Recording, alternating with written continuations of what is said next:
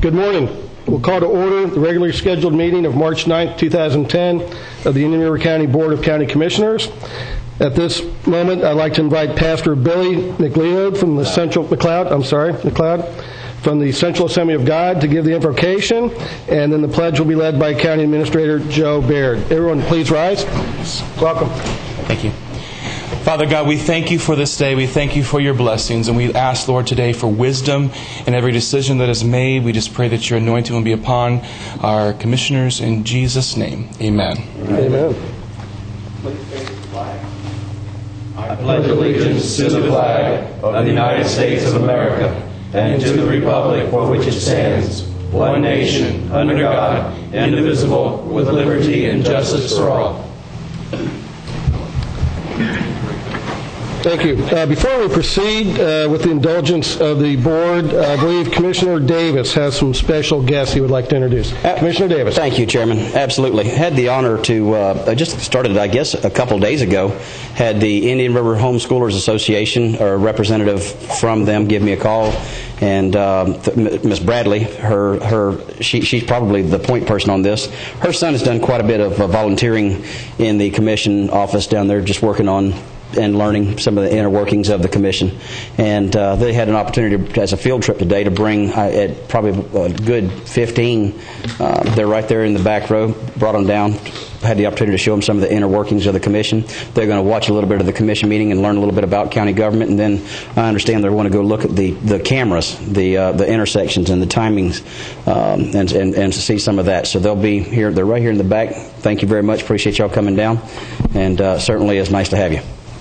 Good. Welcome to all of you, and hope you'll learn a good civics lesson here today. We'll behave. We'll try to behave. Yes. We'll try to behave.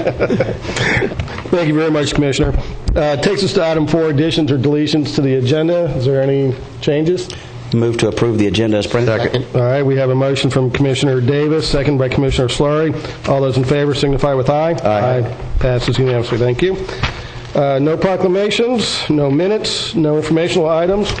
That'll take us to item 8, consent agenda. Does anyone wish to pull anything from the consent agenda? Mr. Chairman, I'd like to pull item B for discussion. Item B? Yes. Okay. 8B. Anybody else? Move approval. Second. All right, we have a motion from Commissioner Flesher, seconded from Commissioner Slurry to approve the consent agenda as amended. Any discussion? No. Seeing none, we'll proceed to vote. All those in favor signify with aye. Aye. Opposed, like sign. Passes unanimously. Commissioner Davis, item B. Yes, Commissioner. This has as a backup or a follow-up to the last trip to D.C., and I don't know that it is necessary for this week. I know that there is another meeting in Representative Posey's office with the individuals and their staffers with their people specializing in the Department of Defense issues. With that being said, in order for us to do this and not have it as an emergency item, we need to have it on the agenda by noon on Wednesday. So I really don't know. I don't know whether it is the appropriate thing to pull it or to broaden some of the parameters. I know they're having the meeting. I don't think it's quite necessary that one of us are up there for this week. So with that, we can either not approve it or broaden the time frames of it so that we don't have. I know that we don't have a meeting coming up at the end of March, the last Tuesday. So I'm at your pleasure on that. And really I'm looking for some guidance from my fellow commissioners on it. I'll make a motion that we authorize this trip to Washington for this meeting whenever it's necessary to go. A trip? Yeah. Okay. Second. That's a single trip. Yes. Yeah. Okay.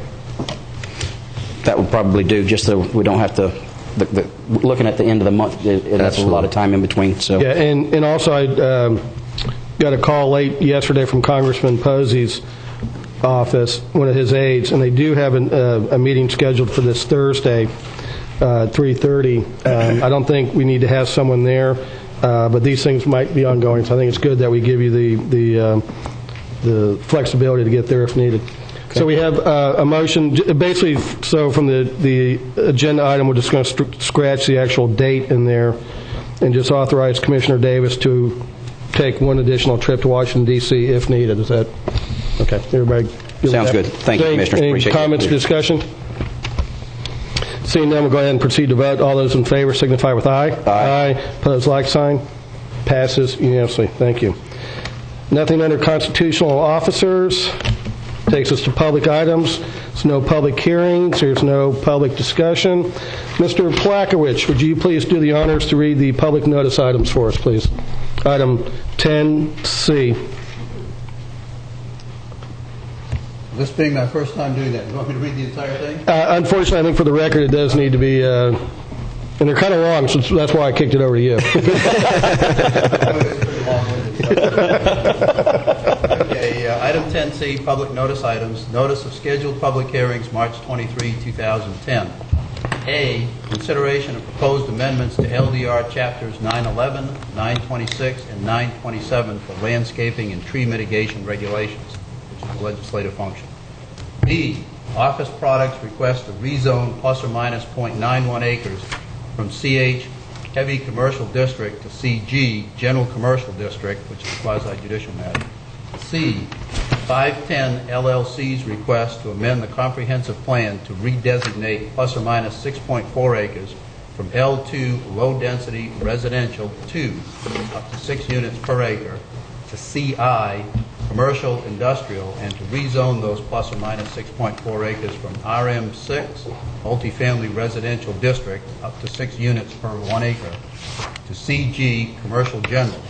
And United Indian River Packers LLC's request to amend the comprehensive plan to redesignate plus or minus 6.4 acres from CI commercial industrial to L2 residential 2 district up to 6 units per 1 acre, and to rezone those plus or minus 6.4 acres from IL to RM6 multifamily residential district up to 6 units per 1 acre, which is a legislative function.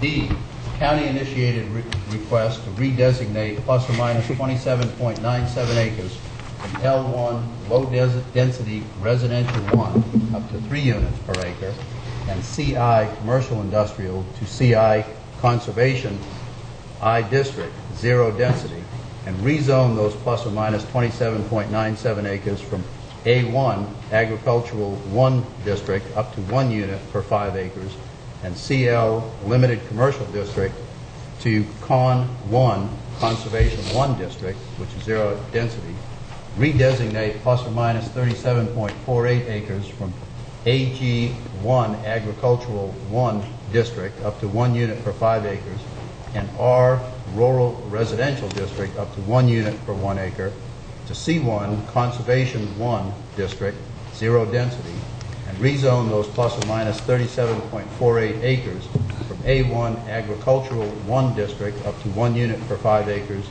to Con 1 conservation 1 district, 0 density, and redesignate plus or minus 86 acres from AG2 agricultural 2 district up to 1 unit per 10 acres to Con 1 conservation 1 district, 0 density, and rezone those plus or minus 457.86 acres from A2 agricultural 2 district up to 1 unit per 10 acres to Con 1 conservation 1 district, 0 density, LUDA 200907035-64289, which is legislative.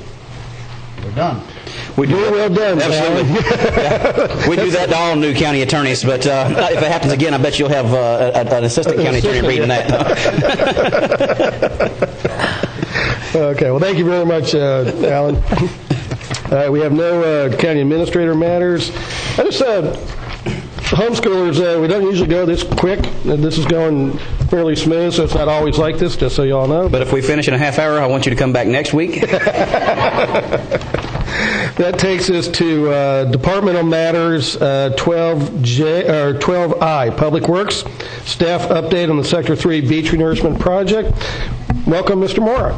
Good morning. Thank you, Mr. Chairman, and good morning. Chris Mora, Public Works Director for the county. This morning, staff has a brief update on the Sector 3 beach restoration project. The project summary is there before you, pretty much the same as last week's summary. We have taken item number 1 and added in the additional sand that's going to be needed for phase 1 of the project, so the total has now increased from 472,000 cubic yards to 577,000 cubic yards, and that includes the additional sand for Phase 1, which went from 202,000 to 317,000 cubic yards. The other items in the summary, items 4 through 7, remain the same. An update on the construction status. As of last Thursday, which was March 4th, the contractor has now delivered 57,000 cubic yards of sand to the beach. With that yardage, he's been able to rebuild about 5,500, just over a mile, linear feet of dune.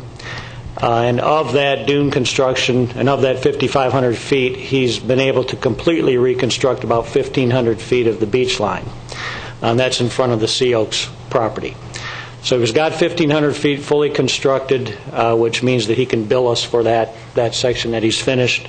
The remaining 4,000 linear feet, he's got to finish the berm on down to the water line to be able to be paid for that. The county beach closures remain the same. These are some aerial photographs of the construction. This is from this is looking west towards Wabasso Beach Park, some of the construction going on there. This is again Wabasso Beach Park from the land side. And you can see their staging area and where the sand is being offloaded and put into the trucks, where it's taken south and spread along the beach. This is looking north from Sea Oaks in an area where he's completely finished his construction and the sand and smoothing it out along the beach. And then this is the same area looking towards the south. So this is a finished portion of the beach. This is an aerial view of that same section by Sea Oaks, and you can see here along the beach where it's much wider. This is the finished area, and then if you continue north, you can see it gets much skinnier as you go north. So the finished beach will look much wider, like is shown in this aerial.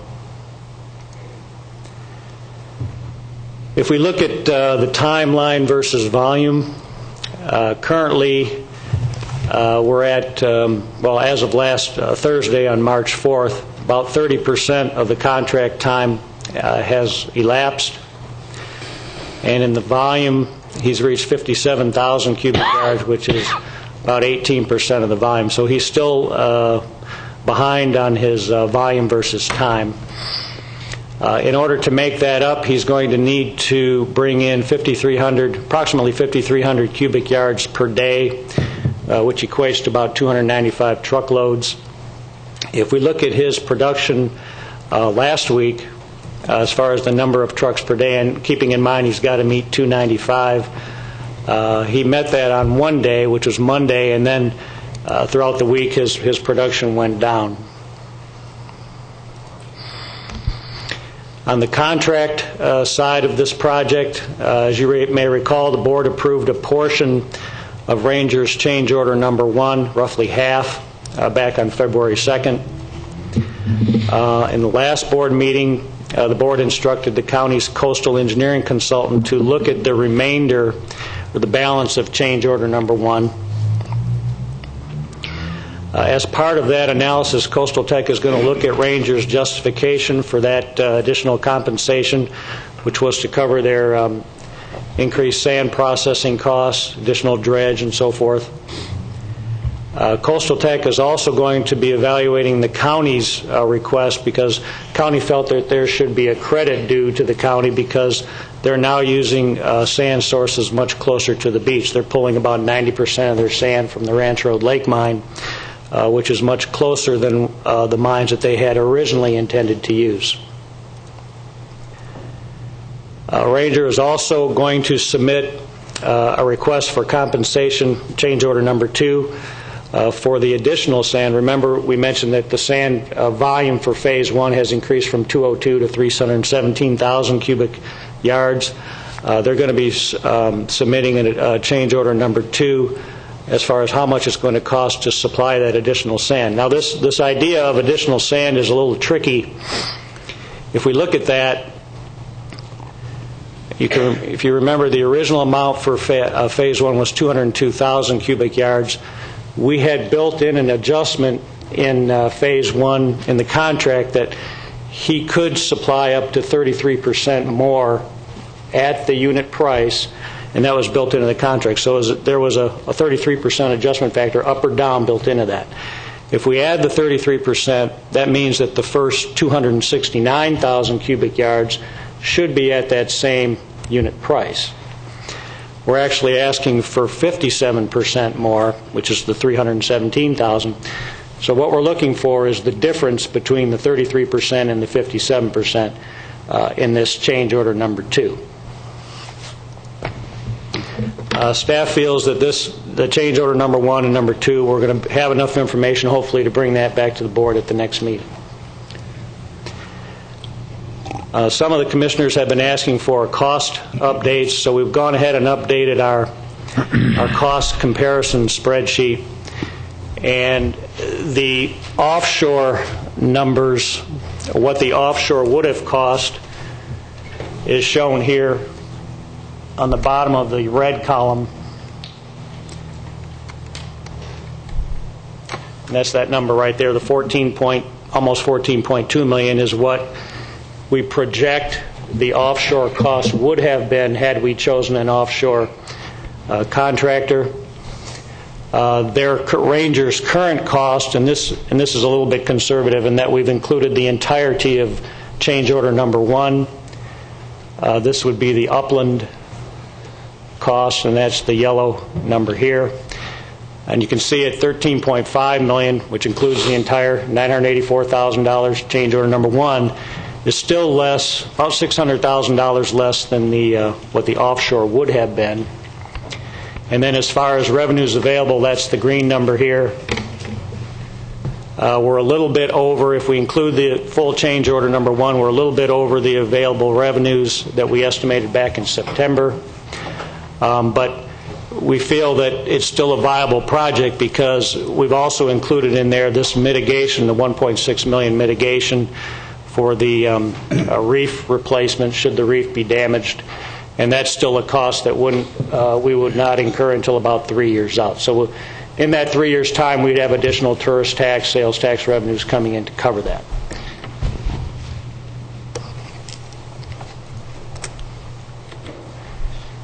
And I'll be available for any questions if you have any. Chris, a couple things. Do you anticipate Ranger getting the truck numbers back up this week?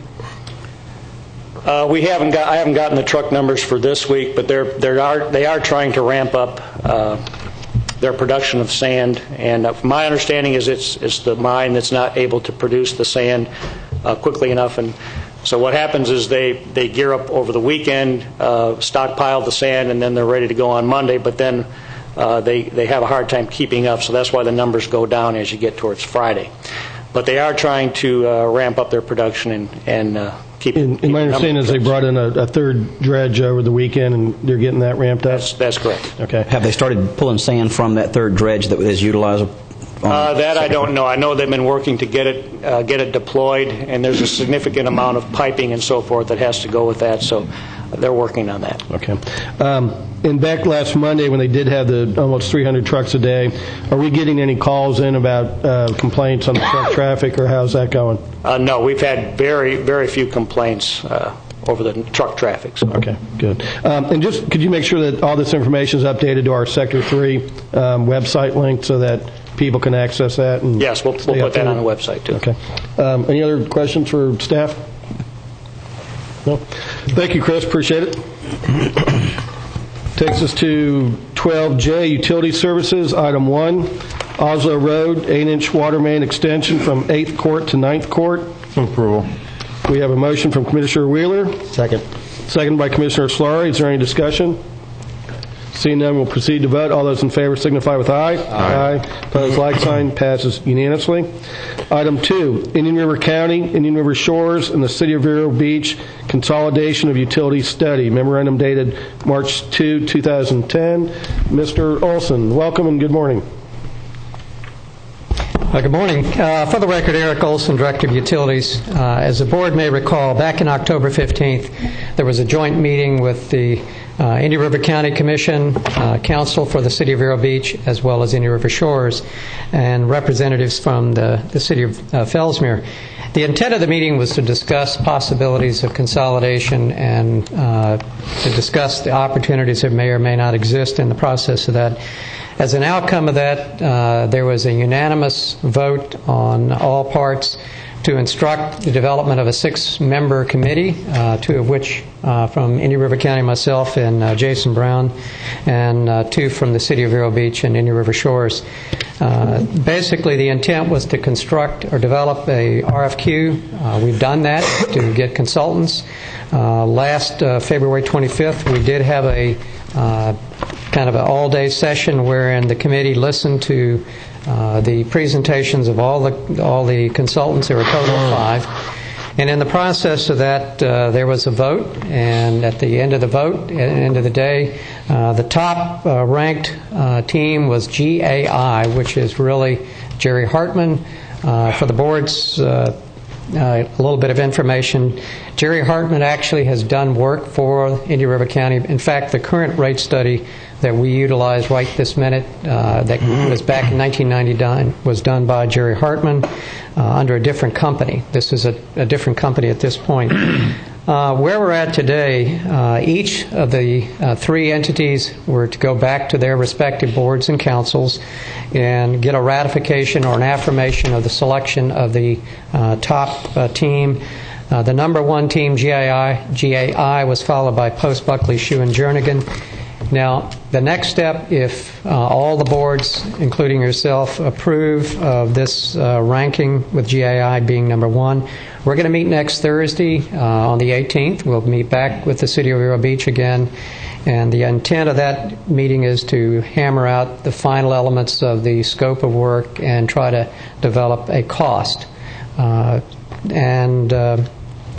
that point on, hopefully we can move rather quickly and develop a process to establish if, in fact, the findings of the report give us indication as to whether consolidation is beneficial, and we'll, hopefully get something like that by as late as latter part of the spring or first part of the summer. So today, again, we're here looking for ratification or affirmation of the top ranking. Jason and I would then meet next Thursday and meet with the rest of the members and move forward. Okay, thank you. Questions of staff? Commissioner Fletcher. I'd just like to move forward with the committee's recommendation and approve the ranking order and the selection of GAI. All right. We have a motion from Commissioner Fletcher. I'll second that motion. Is there any further discussion? Mr. Chairman.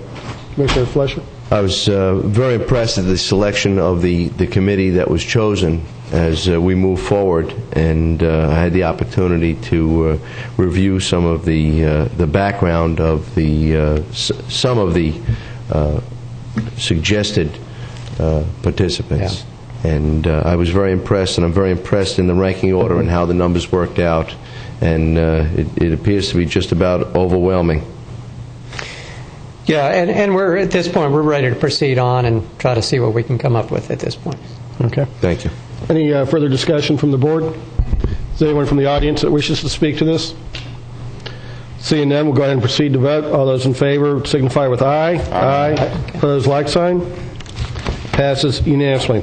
Commissioner Slory, I know you have an item on the agenda that's related to this. Would you like to move it up while we have Eric here? Or? Sure. Is that okay with the board, that we take care of that matter while we have Eric? Absolutely, Chairman. Commissioner Wheeler, you okay? So move. Okay. We have a motion from Commissioner Wheeler to Commissioner Fletcher, second. All in favor, aye? Aye. Opposed, like sign. All right. We'll move to item 14B, Commissioner Slaughter's matters. It's pretty much as simple as it looks, Mr. Chairman. Basically, our Utilities Department came up with a presentation which outlined some of the opportunities available with consolidation, and they basically dealt with our capacity and our ability to do some certain things. And in the past, we would offer that to the City of Vero Beach, and they declined. But now that we're in the process of this consultant, I wanted to see if the board would authorize our utility department going to both Indian River Shores and the City of Vero Beach with some presentations which will indicate the opportunities that our county presents to them. Just want to make it an offer and see if they pick up on the offer. As part of my reasoning for this is that, well, in an attempt to make this as open and transparent a process as possible, and also recognizing that this consolidation, if it takes place, or all the issues involved in the city's sewer and water and the county's sewer and water are actually fairly complicated. And it's not the type of thing I think that we can wait until the consultant makes its determination. We get it as a agenda item on a Friday and voted on it on a Tuesday. I think that all the information from both utilities ought to be available to the public and the various councils and commission ahead of time, and let them start asking questions about it. I think, by example, this is what was fully missing in the city's electric utilities issue, where nobody was really sure of what was going on until after the contract was signed. I'd like our whole community, if possible, to be somewhat knowledgeable, or at least have the ability to get the knowledge on this well ahead of time. Second that for discussion. Okay, we have a motion from Commissioner Slurry, second by Commissioner Wheeler, to authorize staff to make presentations. Commissioner Wheeler, comments? Yeah, the only comment I have is that I think until we start dialogue with our staff and utilities department, with Indian River Shores and with the city, nothing's going to happen. It's back and forth. I think it's a good idea that Commissioner Slurry brought this forward, that our staff meets with their staff and we start drawing things together and coupling that with what the consultant's going to do. So I see it as a very positive movement to start dialogue between the entities. But it's not our staff meeting their staff, it's our staff making public presentations. I want not just, it's too often, if we go back and look at what's happened, back when I first suggested to then Mayor Abel that we have our staff make a presentation, it resulted in Mayor Abel, Bob Bolton, Mr. Gabbard, and Mr. Vatunik meeting separately with each commissioner. So that was in the back room where the public wasn't invited. Then we had the October 15th meeting where, again, our utilities department was ready to make a presentation, but the City of Vero Beach came up with a fast motion to have this, to go ahead with the consultant, and again, there was no public presentation. And recently we again had the meetings with Mayor Sonic this time, Mayor Sonic and Mr. Gabbard, to discuss something about consolidation. But again, it was individually in back rooms. I'd like to start making this a little more, let our utilities department and maybe their utilities department begin the process of showing basically what infrastructure is available, what it would mean if we kept things the same way or if we took over a portion of the department. And that's as I understood it. We're going to be communicating with the utilities department, and we're just not going to go over there and make a presentation on what we think we ought to do and what we think they ought to do without communication. I just see this as opening lines of communication. That's why I second Exactly. Okay. But it's not telling them anything. It's just initially just showing what type of stuff is available. And that's all, to begin them to be familiar with what is available first, not to suggest any direction at this time. Commissioner Davis? Yeah, no. If I can, just one other comment while we're on the subject.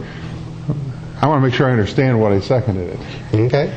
And you're not suggesting that our staff just go over and make a presentation and that's how we start the dialogue. Actually, I am suggesting that they make a presentation similar to the one they made us in February 2009, which basically shows some of the opportunities available, to begin to familiarize the city with what we're already familiar with, and that is the basic county's capacity, the way the county could go forward if it was something that were wished.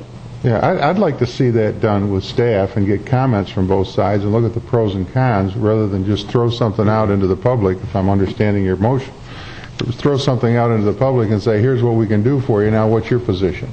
We ought to know their position before we throw it out there, and they ought to be communicating to tell both, to get all the information on both sides they can and see where they agree and where they disagree. Well, again, even this begins that process, and that's all I'm trying to do, is begin that process. I think that y'all are on two different issues, but not too far off the point, in my opinion. I agree with that. And looking at something that I think we can all agree upon is, we're going to move forward with the authorization with our GAI. individuals. But I think that the presentation isn't one over there to go from the county staff to thumb it in the eye of any municipality. I think that if there is some genuine interest now that we're moving forward with the consolidation study, I know as an elected official of that board, I would have some questions and would like to look at all options that are available to us. So whether they accept or not is not going to be something that we can control. But I do think that the opportunity to extend the Utilities Department's expertise to their presentation, because quite frankly, just because our Utilities Department put it together doesn't mean it's exactly right. And I think the opportunity to air that out and to be able to ask questions and for us to be able to back up the numbers is something that I need to have in order for me to make a decision ultimately. So however we accomplish that, whether it's with Commissioner Solari's motion or Gary Wheeler's second, I don't know. But I think that we're close enough to the point that if we just give the opportunity to extend here it is, here's our Utilities Department, we would like to, if you would like to, hear their presentation and then give us some feedback on the other side. And that's exactly my point. In my comments to some of the city council members, their question has been, well, do you have capacity? We don't think you have capacity. So I think Eric does need to make that presentation to show how much capacity we really do have, what we can take on, and where we're at. And those are just facts. That's not telling them they have to do anything. It's just saying these are the capabilities of our system as we currently sit. And the financial side of it, if I may. I mean, the other side of that is, well, you don't have capacity. Then I've heard that, well, y'all overbuilt capacity and you're going broke because you overbuilt capacity. I know that's not the case. I mean, I think there's just a lot of he said, she said that.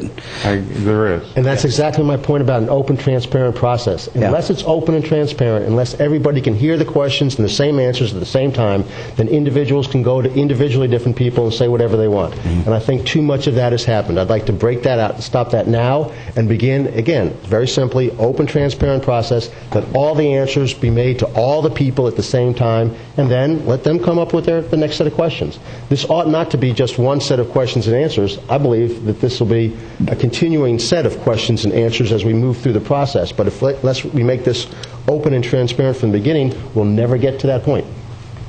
Okay. Fully support.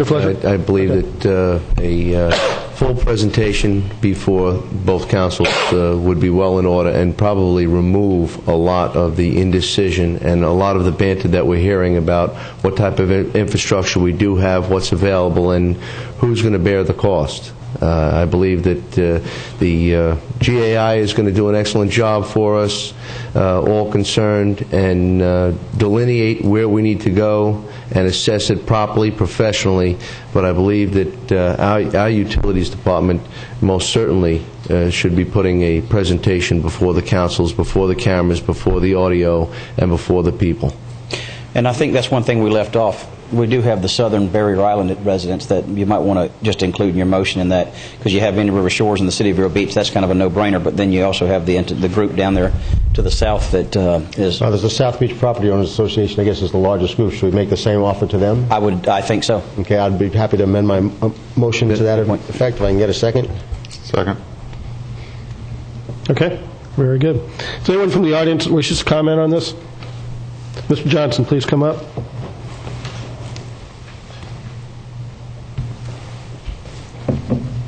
Bob Johnson, Carl Wynn Subdivision. I would recommend that the Utilities Department make a presentation to the county commissioners and our audience prior to the time they go out and visit the Vero Beach. And we all have friends that live in these neighborhoods and all. It'd be nice to know in advance to answer any questions that would come up. So that's fine. I believe we did have this presentation made to us in February 2009, but things have changed, and most people have probably forgotten. So I'd be very happy to have our Utilities Department make it to us again and have that be the opening. But I also want to make sure that we know that we don't know if this presentation will be made to any other groups. I'm just making sure that the County Commission authorizes it if we're requested. I'd just like to ask that we be the first to have the presentation, the current presentation, before us. Yeah. Thank you. I think you want to go ahead and that's fine. I think I'll amend my motion to that, and I think Eric could probably have it at the next meeting. Second. Okay. Eric, you have any problem with bringing that next week? We're entirely flexible. Okay, great.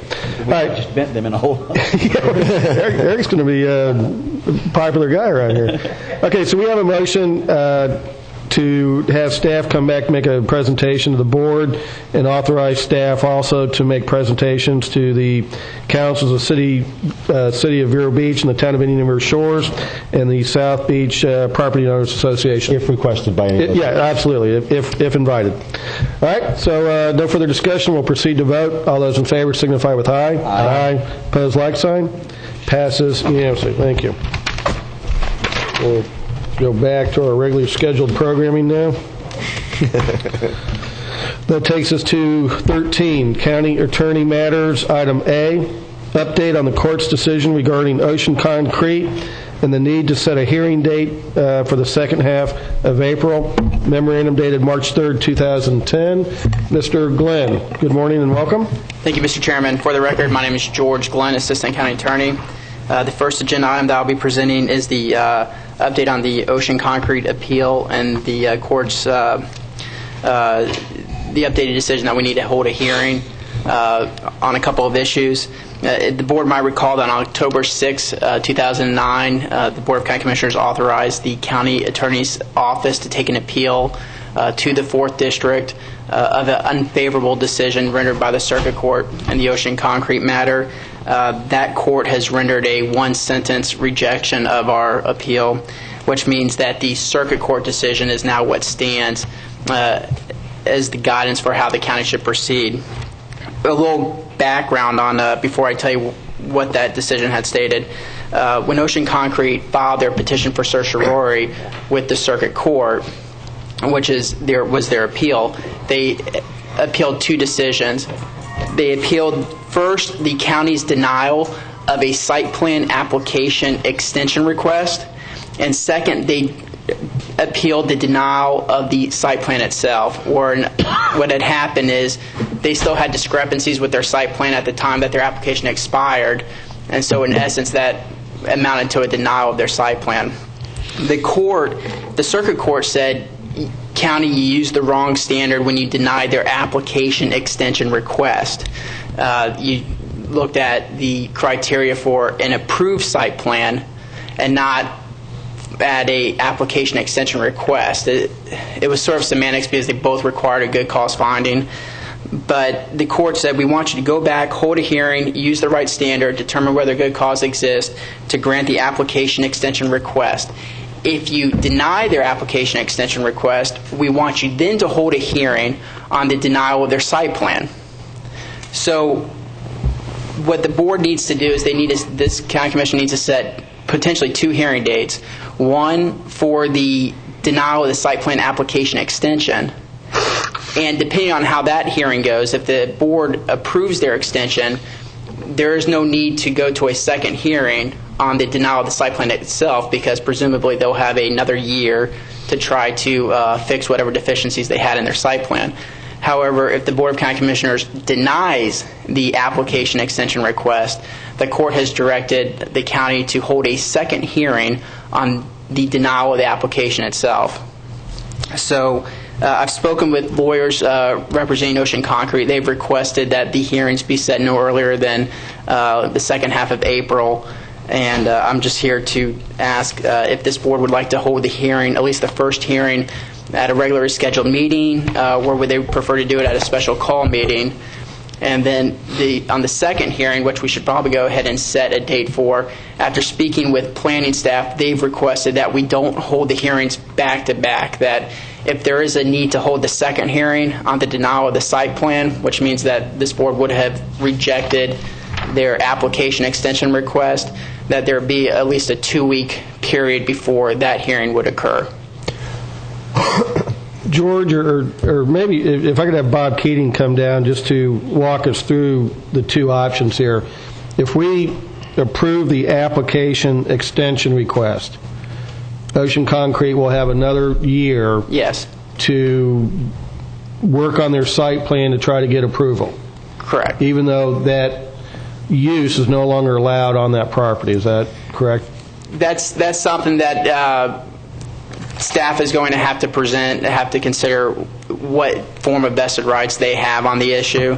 They have a complaint sitting in the circuit court right now arguing that they have vested rights. That's separate than this decision. So they filed a writ of certiorari petition regarding the denials of their applications for extensions and for the site plan itself. They have a second action. It's in the form of a declaratory and injunctive relief sitting in the circuit court regarding vested rights, unconstitutionally changing the ordinances, amending the ordinances when we took out the different uses. So that's an open question that that legal staff is still evaluating or examining.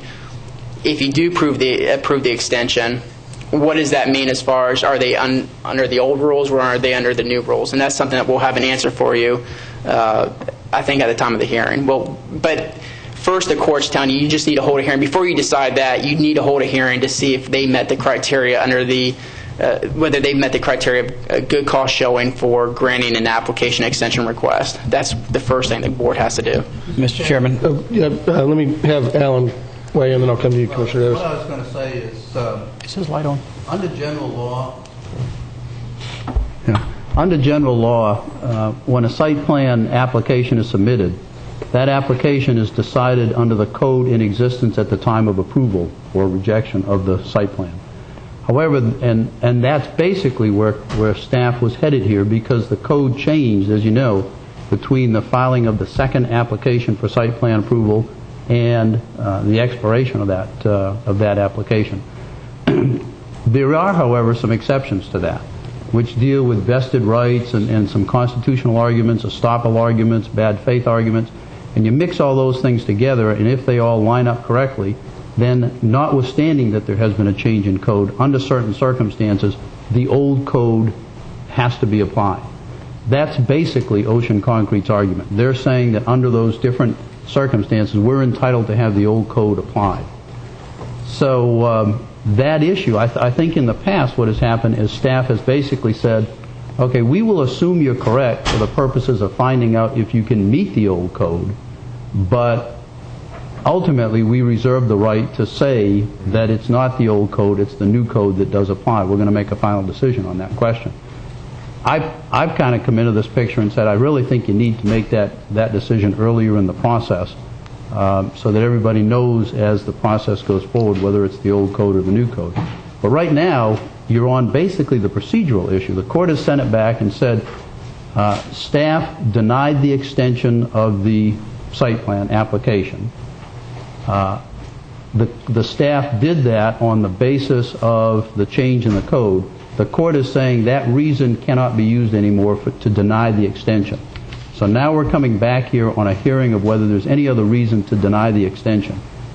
Under normal circumstances, I would be saying to my client, based on what the court has done, unless you have some clearly articulated reason why you should deny that extension at this point, something different from what you used before, because that's not going to work, the court has said.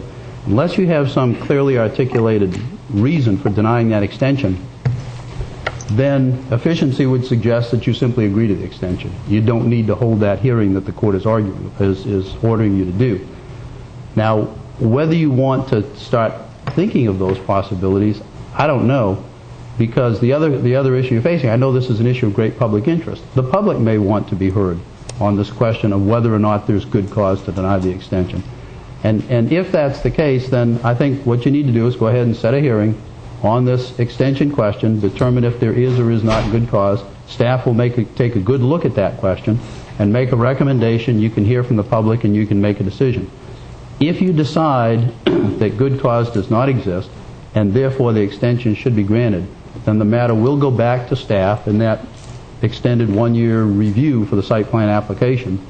And in that process, we'll have to make a decision as to whether they have vested rights to have the old code applied or whether they don't, in which case the new code applies, in which case presumably the application will be denied because the use is no longer permitted under the new code.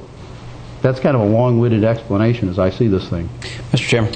Commissioner Davis. And I appreciate the clarification, and that's kind of how I saw it. But I guess really my question to you is, which one of those is right? I mean, there are two legal avenues. Which one? I almost feel like what we've done so far with the judge saying and us losing the appeals, that what we've done so far is wrong. So Now, what do we do now? I don't want to take the taxpayers up a flagpole here. Yeah, I agree. But at the same time, I understand the concerns about the plant, and I mean, the way I view this is it's like somebody buying a single-family lot in a residential neighborhood and us telling them we can't build a house. Well, I think the steps are, number one, again, if staff or the board or the public can't come up with a good reason for denying the extension, then I think the extension of the application has to be granted. Let me stop you there then, if I may, Mr. Chairman. Bob, is there something better than what we've already lost on? Good morning. I'm Bob Keating. I'm County Community Development Director. Right now, we're still looking at that. We will come with a staff report to you for the hearing that you set on the site plan extension appeal. Right now, as Mr. Plakwich indicated, it seems like we're precluded from using some of the reasons that we originally did cite, so it definitely is more difficult, but we'll be fleshing that out more and coming to you with a detailed staff report that we will have coordinated with legal staff on. So bottom line is right now I can't tell you that we have a good reason or do not have a good reason for approving the extension. But all we do know is the good reason we thought we had is no longer any good. That's correct. That's right. And if it goes back, then I would see one of the first things we would do is we would have to determine whether they have any entitlement to apply the old code. I think that's simply a decision we have to make. And we would give them an opportunity to present their best arguments. We would evaluate that. We would make a decision very early in the process. And at that point, if the decision is, yes, they get the benefit of the old code, then we see if they can meet the requirements of the old code. If the answer is no, they are not entitled to the benefits of the old code, then we're applying the new code, and the application presumably, as I say, would be denied, and you might be back here in a further appeal process. But that's kind of the progress of decisions that I see needing to be made. Didn't this hinge on the check when it was written? Isn't that the primary? That was their appeal on the denial of the site plan itself. That was the second appeal they took. They filed an appeal of community development's decision to find that there was still discrepancies at the time the application expired. They bounced their check, so this board never had an opportunity to hear their argument that they did meet the requirements of the site plan code. But the court specifically said the court said we're not going to get into that because we're going to first find that you used the wrong standard when you denied their application extension request. But then the court then turned around and said, however, if you still deny their application extension request after holding a new hearing, we want you to go ahead and hold a hearing on the denial of the site plan, which in essence they would have reversed the county's position on the bounce check without even evaluating that position. That was another one of what we thought was a good idea. George, if the site plan was denied, how do you have an extension for something that's been denied? I mean, don't those two cancel each other out? No, because what happened was we said that there's still discrepancies with your application and what our code requirements are, and your application has expired. So in essence, your site plan has been denied. If you granted a 1-year extension, presumably they would still have more opportunities to come in and say, okay, well, if we weren't compliant with the requirements of the code, then here's how we're changing our site plan to meet the requirements of the code. Okay. Well, it sounds like what we need to do is just set a date and give staff time to put some stuff together and give us some backup that we can look at. 2 dates, I guess, don't we? Pardon? 2 dates. 2 dates. Need a backup date in case, depending on which way the one goes. So, George, do we want to set both dates now? I guess you have a couple options. You can set the 2 dates now, where at the first hearing, if you want to go ahead and set the second date at that time, you can.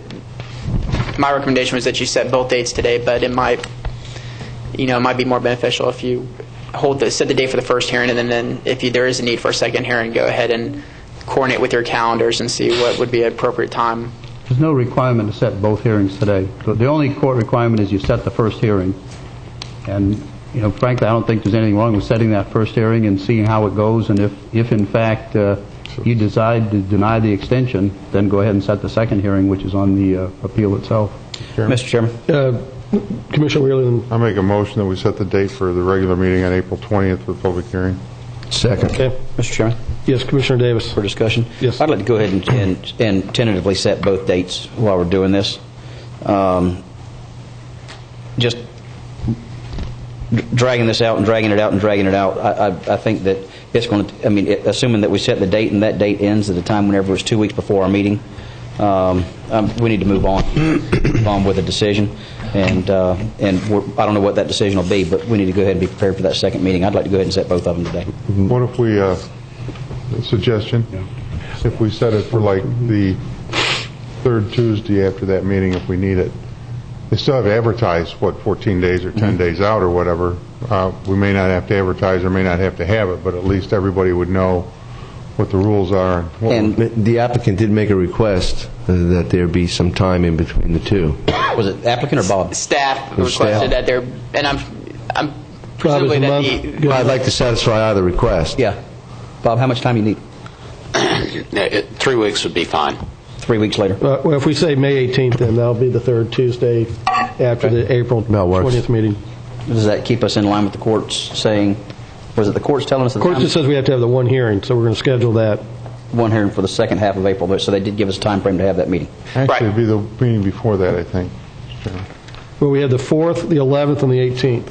Yeah, but we have, I said the third Tuesday, which would bring it to the second meeting in May, I think.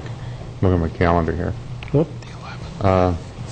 Yeah, we'd have a meeting on the 5th and the 12th. We don't have, or on the 4th and the 11th of May. We don't have a meeting on the 27th, so it'd be the 11th if we go 3 weeks. Well, Of April? Of May. well, I have May 18th as the third Tuesday in May. Correct. I said 3 Tuesdays. And we have one Tuesday where there's no meeting on the 27th of April. So you just want to give staff 3 weeks between the hearings? 3 weeks what Bob's between asked for. hearings. That's fine. Okay, so you're saying May 11th then? Yeah. Okay. Commissioner Fleischer, do you amend your second? Men second. Okay. There may be somebody here who wants to speak on that. Yeah.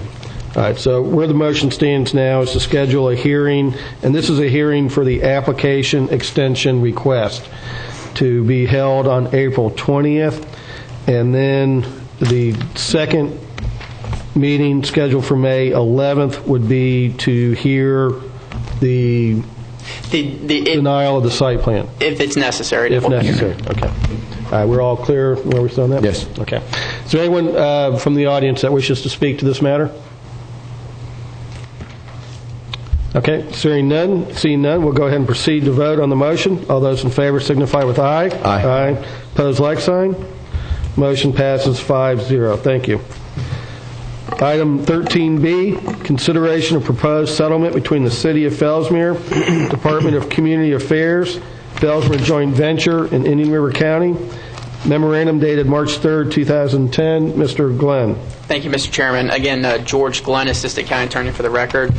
As you correctly noted, that this is the proposed settlement involving the Department of Community Affairs and the City of Fellsmere regarding the comprehensive land use plan amendment dispute over the creation of the village of Fellsmere.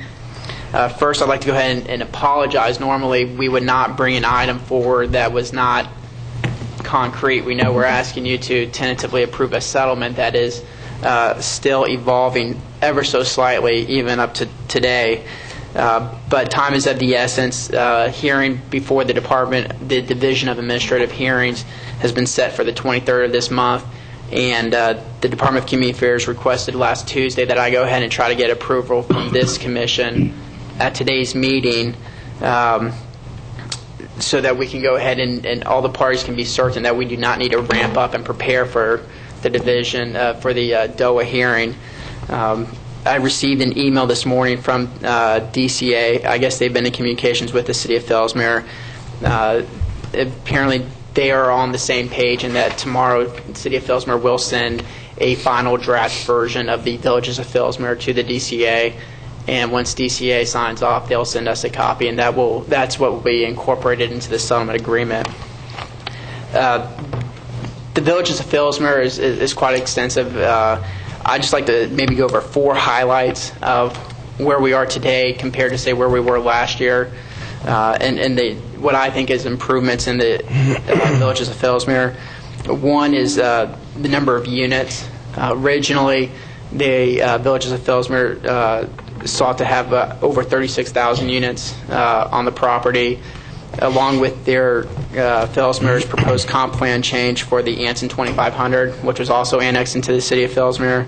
That would have placed a LDMXN designation, which would have also been 2 units gross an acre. Combined, you're looking at over close to 40,000 units being put on to the city of Fellsmere's recently annexed properties.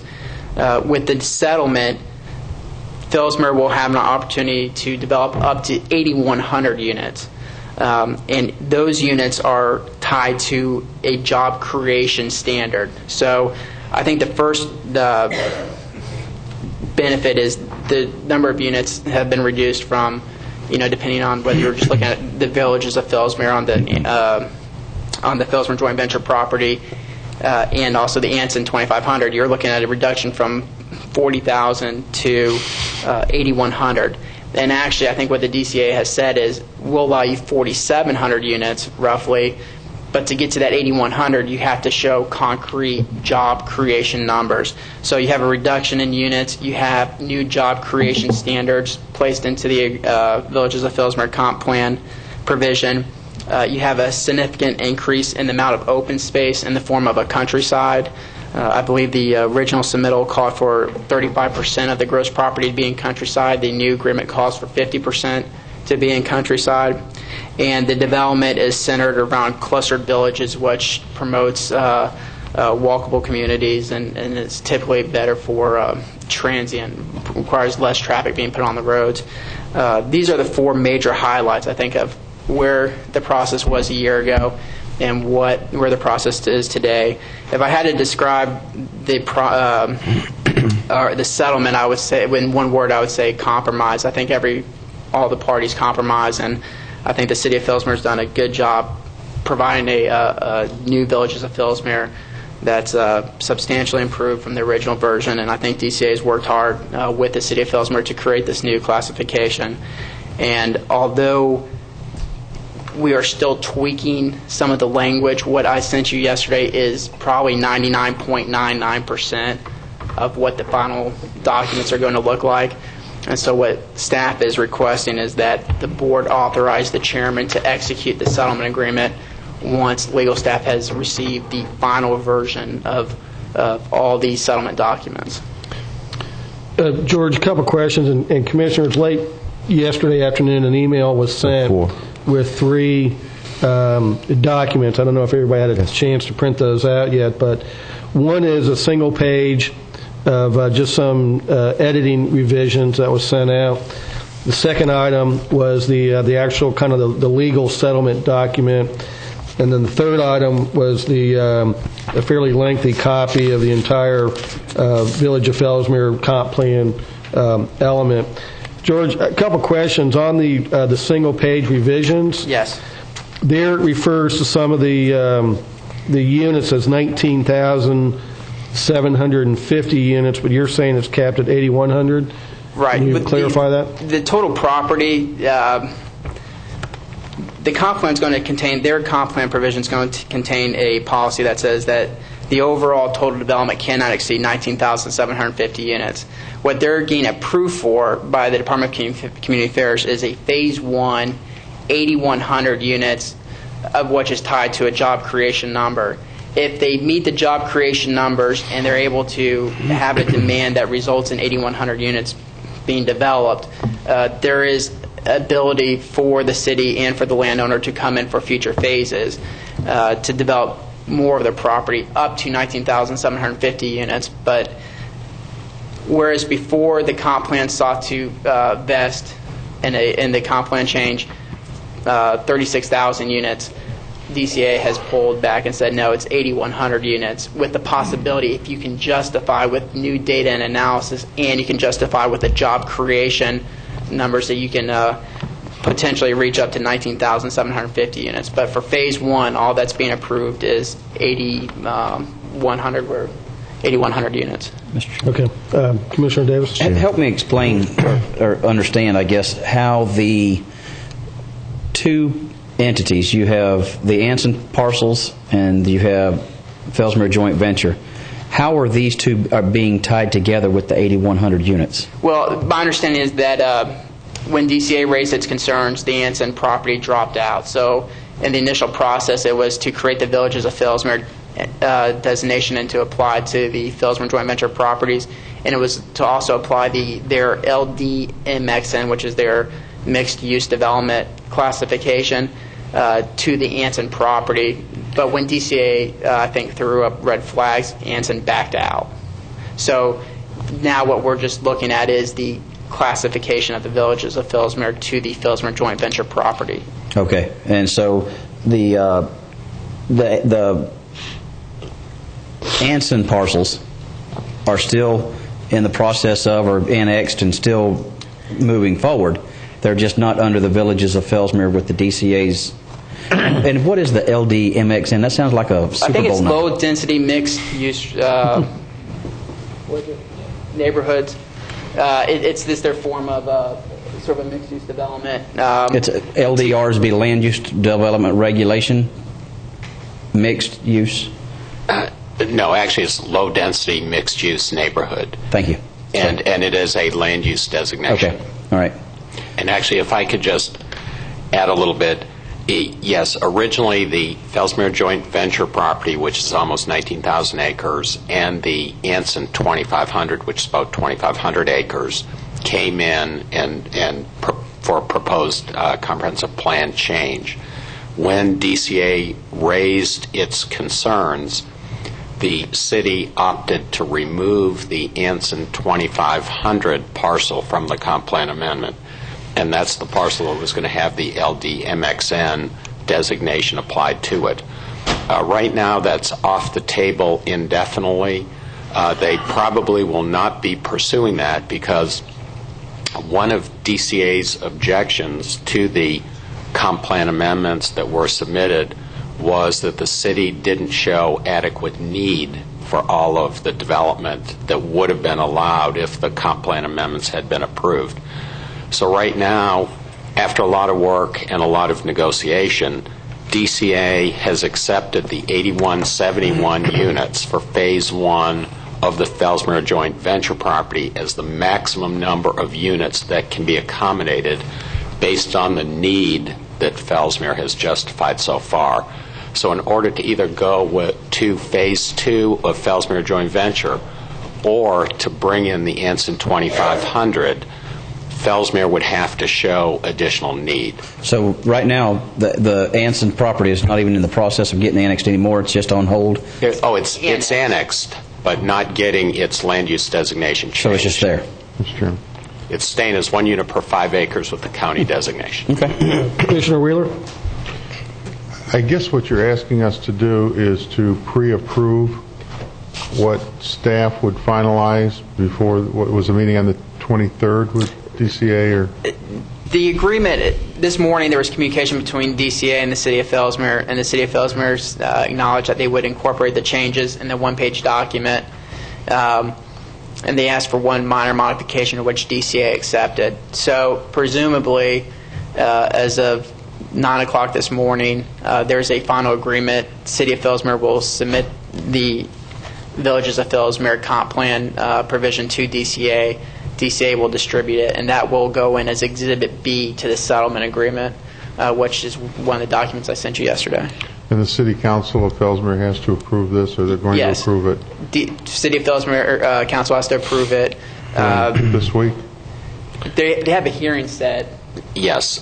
They've actually advertised for a public hearing on March 18th, a week from Thursday. March 18th. And what happens if, perchance, they don't approve it? There's no settlement agreement, and then it would presumably go... It backs up again. It would back up again. So you're asking us to approve it, and then it's up to them to approve it. And if they do, it moves forward. If they don't, we're back to square one. Actually, if they don't, what would happen is we would go to administrative hearing. On the 23rd. So it would be a legal proceeding with an administrative law judge presiding. I'll move staff's recommendation. Mr. Chairman, I'll second that for discussion. Just, one question then. If Fellsmere's not meeting to the 18th, is there any reason why we can't push this back to the 16th and give us time to read some of this? It will still be voting before Fellsmere City Council votes on it, but it'll give us a little bit of time to read some of this and get more comfortable. I don't know. This is weird. Yeah. I mean, Mr. Chairman, if I may. Because you just said there's already been a change this morning from what you sent us yesterday, so it is kind of a leap of faith here. It's a leap of faith that and I trust our chairman, but I don't know what's going to come in the final settlement. But basically, I'm saying, don't worry, whatever it is, you go ahead and sign.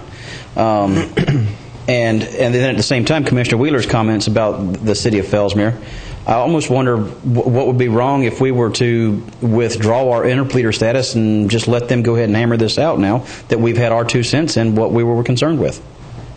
I wouldn't recommend that we jump out of the process yet. I feel like we have the settlement 99.99%, if not 100% complete. And I feel like all we need to do is execute it. There's a interpleader by the owners of the Fellsmere joint venture, and you have the two main parties being the City of Fellsmere and the Department of Community Affairs. The reason why it's going today is the Department of Community Affairs requested last Tuesday that I get it approved as soon as possible. I told them that the soonest date that could happen would be this Tuesday, during this Tuesday's meeting. And they asked that I go ahead and do that.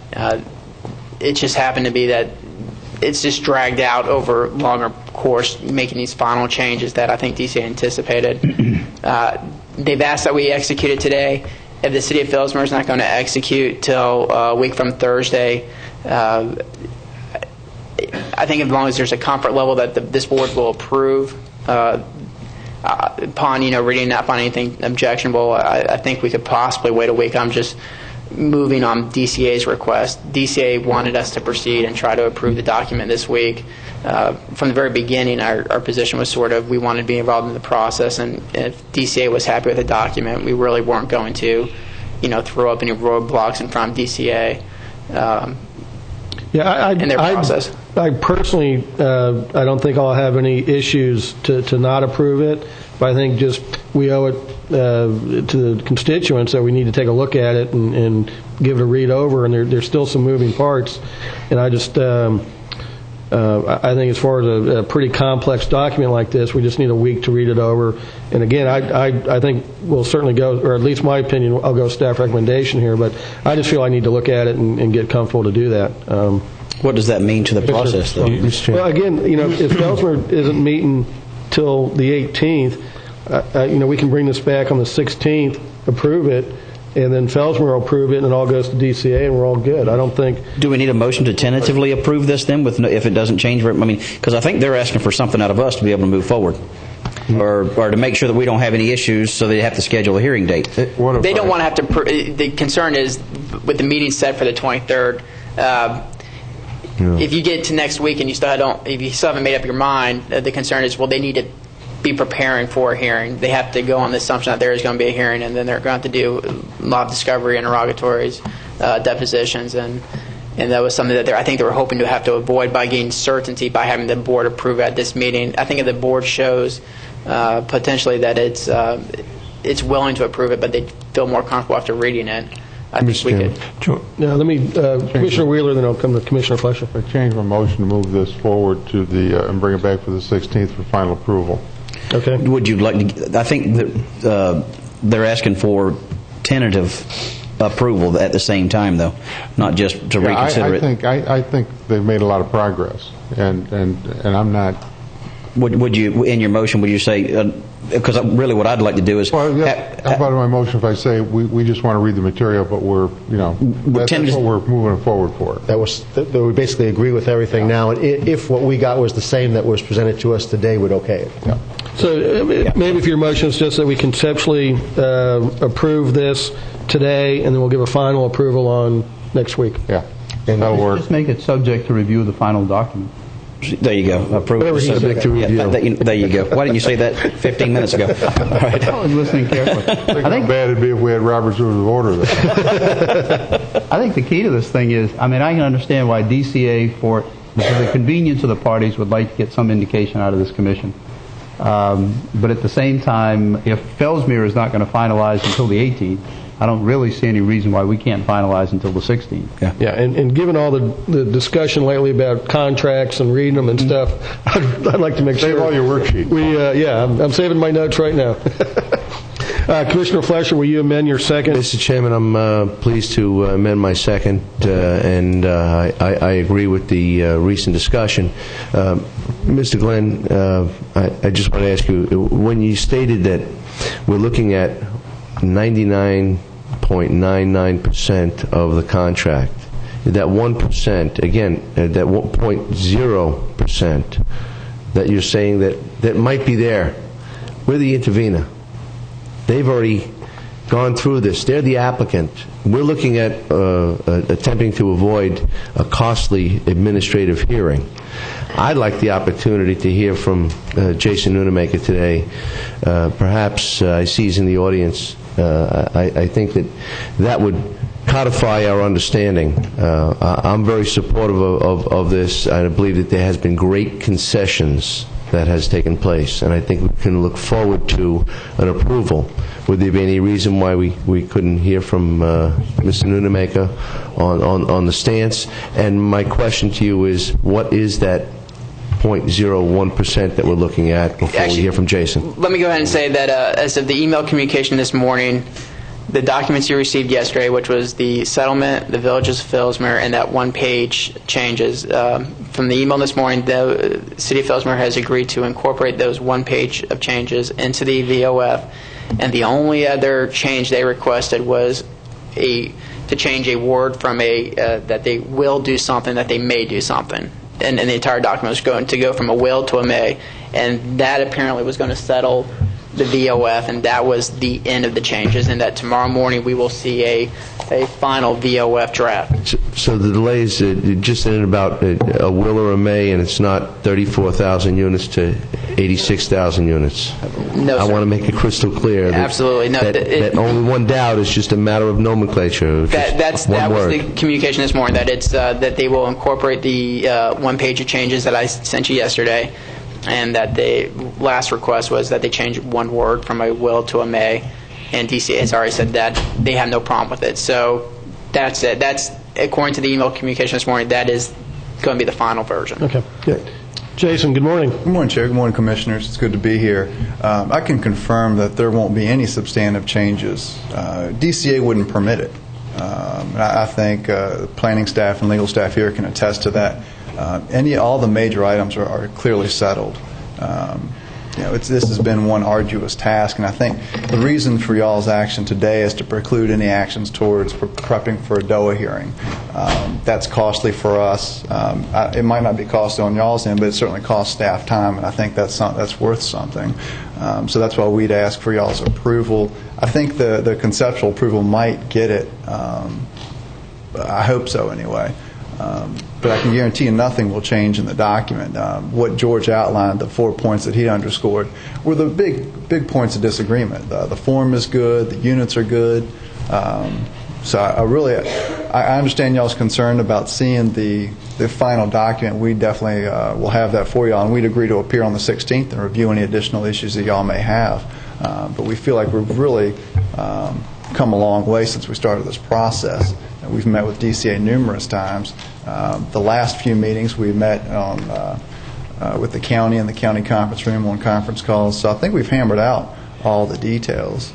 But if you have any questions or anything, I'd be happy to do my best to answer them. Jason, I think from the discussion here, we're all very pleased with the agreement, and we just need to make sure we're doing our due diligence and kind of... So we can go out and say, yeah, we read the document and we understand it. And in this climate, I can't argue with you that not having the contract with you, I mean, it's difficult, but I can say because of our background with this issue and how long we've been working on it, how immersed your own staff has been in it, if there was anything that was going to jump out, if there were any possibility that we could increase the unit count, that we could deviate from the form that's been agreed to, I think they would highlight that to y'all. And we just can't do it. But I certainly appreciate the position that y'all are in with that.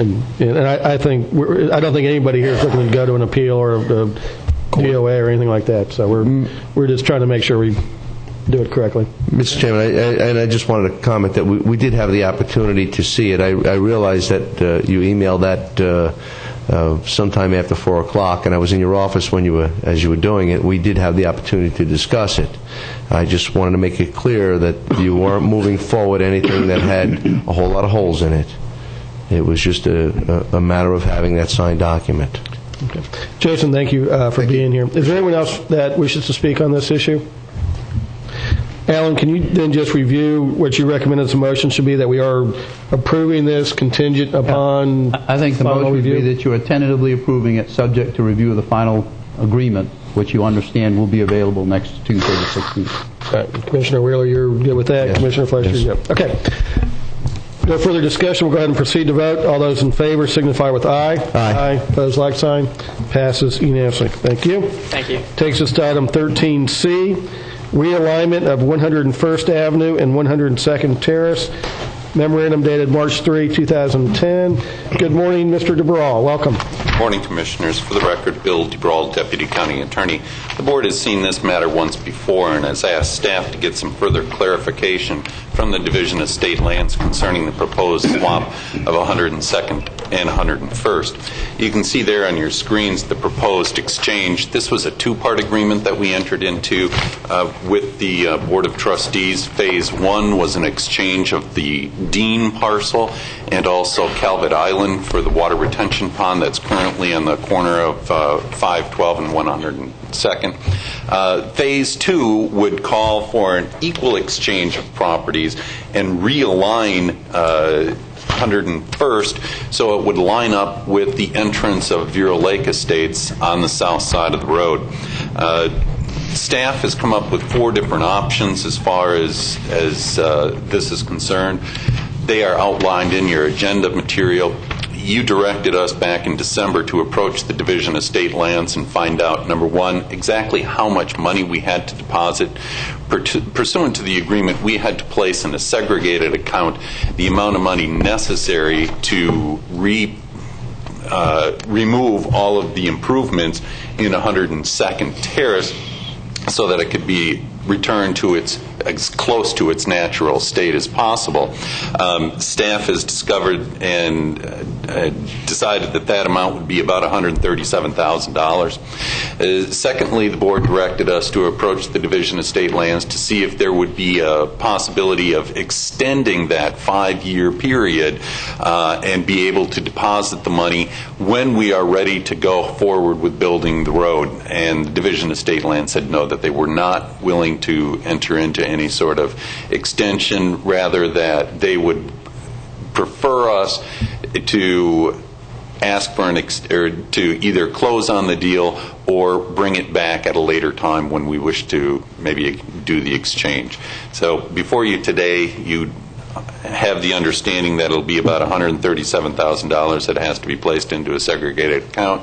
You have the different options available to you, including staying with the existing plan, which would cost in the neighborhood of $823,000 to construct, or you could do nothing, which would cost you nothing. So if there are any questions, I'd be happy to answer. Questions of staff? Commissioner Wheeler? No, I'll make a motion. Okay. Option 1. Second. Okay, option 1 is to discontinue the plans to construct 101st Avenue and leave the roadway in the current state with a traffic signal at 101st Avenue and an open medium at 102nd Terrace. We have a motion from Commissioner Wheeler, second from Commissioner Slaughter. Any discussion? Yes. Commissioner Davis. Yes, Commissioners, I just think that this smacks of hypocrisy. Had this been a developer coming in with something like this, had it been a developer's order that we came in with to be able to do this, we would not allow any 3-way intersections in this stretch of road. And I think that really we're creating a double standard here, in my opinion. And we would just, if you look at the segment between 74th Avenue and 66th Avenue on State Road 60, you'll find that there's no lights in this section between 100, or we'll just say intersection of 510 and 512 to Interstate 95. There's going to be at least 7, I think. And to me, this is just it's hypocritical, in my opinion, for us to be able to say, okay, well, we just changed our mind, let's move forward. Commissioner Wheeler? Yeah, I'd just like to comment. I don't see it as being hypocritical. First, the intersections already exist, and we're looking at, as I said earlier, spending option 4, $823,000 just so you have one additional or one less light if they need one of both intersections. I'm not sure that they do. But at any rate, these exist currently. These streets have been there for quite some time, and we're actually looking at spending a lot of money to change an intersection. It's not like we're building it at this time like a developer would be. Any other discussion? Is there anyone from the audience that wishes to comment on this issue? Seeing none, we'll go ahead and proceed to vote for option 1. All those in favor signify with aye. Aye. Opposed, like sign. Aye. Motion carries 3-2 with Commissioners Davis and Flesher opposed. Thank you. Thank you, Bill. We've already taken care of Commissioner items B, Commissioner Slurry. That takes us through the agenda. Is there any further business to bring before the board? Seeing none, we will stand adjourned.